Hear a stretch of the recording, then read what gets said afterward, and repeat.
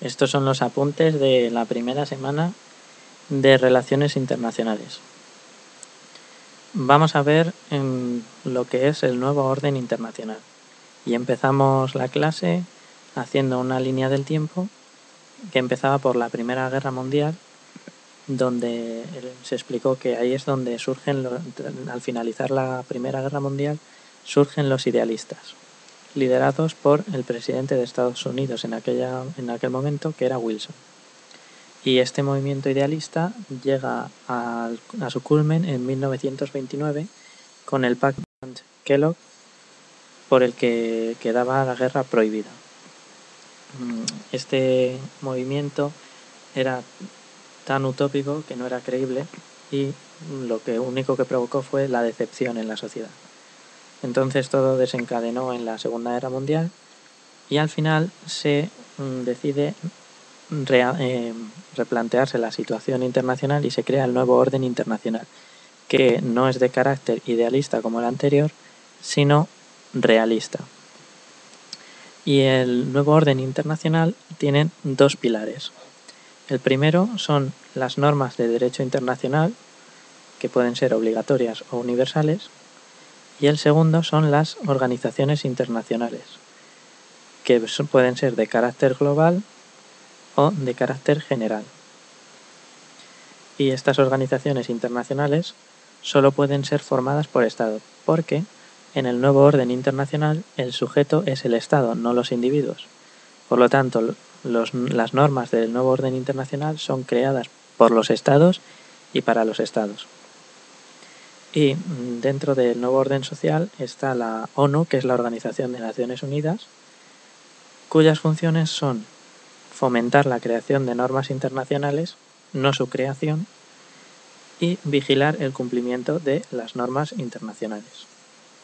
Después entramos en la página web de la ONU, que es www.un.org,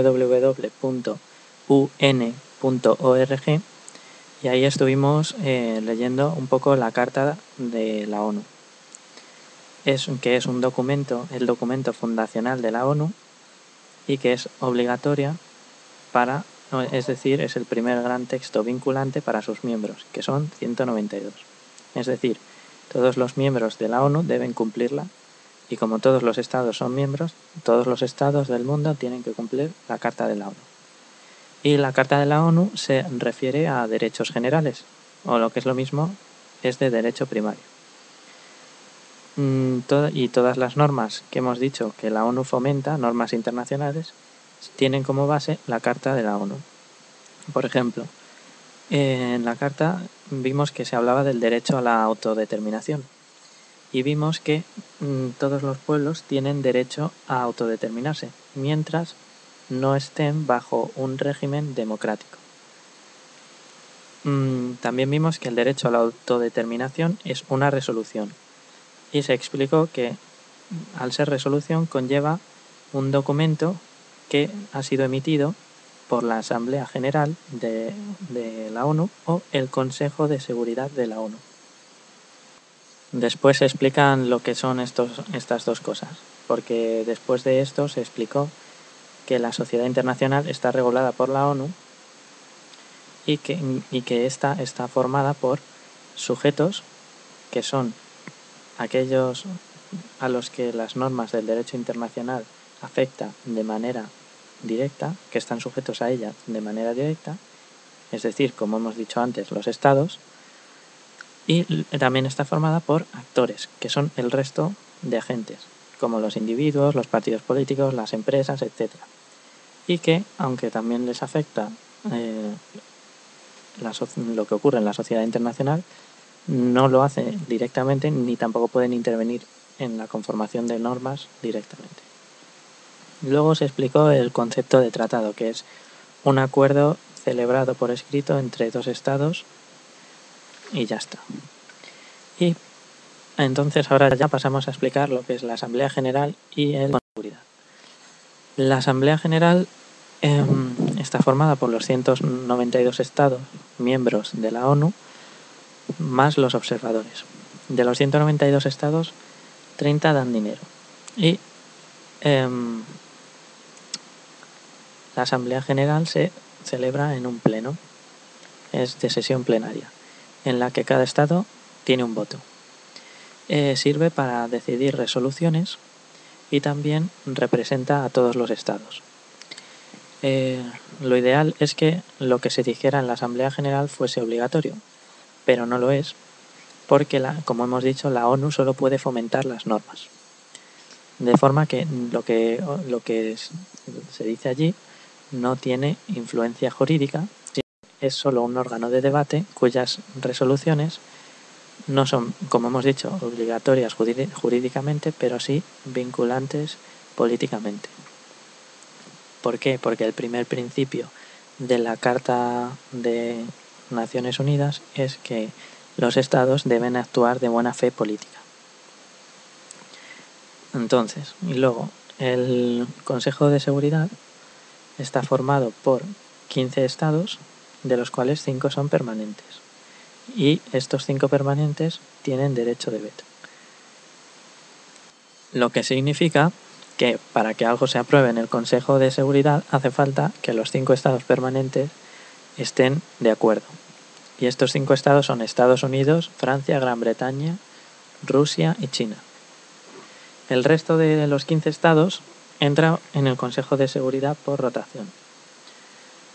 Y, por ejemplo, rotan cada 2 años, no tienen derecho de veto y actualmente ya cada resolución necesita 9 votos a favor, es decir, 5 más 4, porque la abstención de uno de los 5 que son permanentes no cuenta como veto. De entre los 15 del resto de estados que se rotan, Brasil quiere convertirse en estado permanente porque es el estado revelación del mundo. Las resoluciones del Consejo de Seguridad, en cambio, sí que son jurídicamente obligatorias, al contrario que las de la Asamblea General. Luego dijimos que si una persona es miembro de la ONU, debe aceptar la multilateralidad y que el secretario o la secretaria general de la ONU es el líder de esta organización. Por último, estuvimos mirando 2 capítulos de la Carta de la ONU. Primero vimos el capítulo 6, que dice que es obligatorio el arreglo pacífico de controversias entre estados antes de recurrir a la violencia. Y si es necesario, hay que usar un mediador que concilie y ayude a la negociación.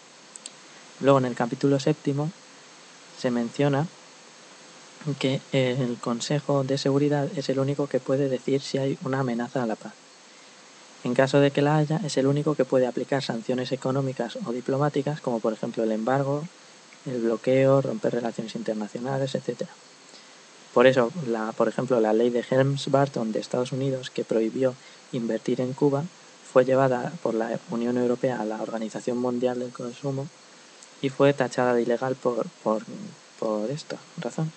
Y por último, si no sirve de nada todas las medidas anteriores, el Consejo de Seguridad es el único que puede utilizar el uso de la violencia, aunque también lo autoriza en legítima defensa si es una reacción inmediata y proporcional a una agresión previa y se avisa en menos de 48 horas que se ha hecho uso de la fuerza por esa razón.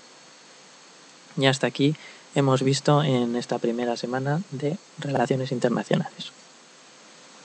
Que por cierto, la asignatura se llama Relaciones Internacionales de los Medios Audiovisuales y en el programa yo no he visto por ningún lado que se vaya a hablar de medios audiovisuales. Pero bueno, ahí queda la cosa.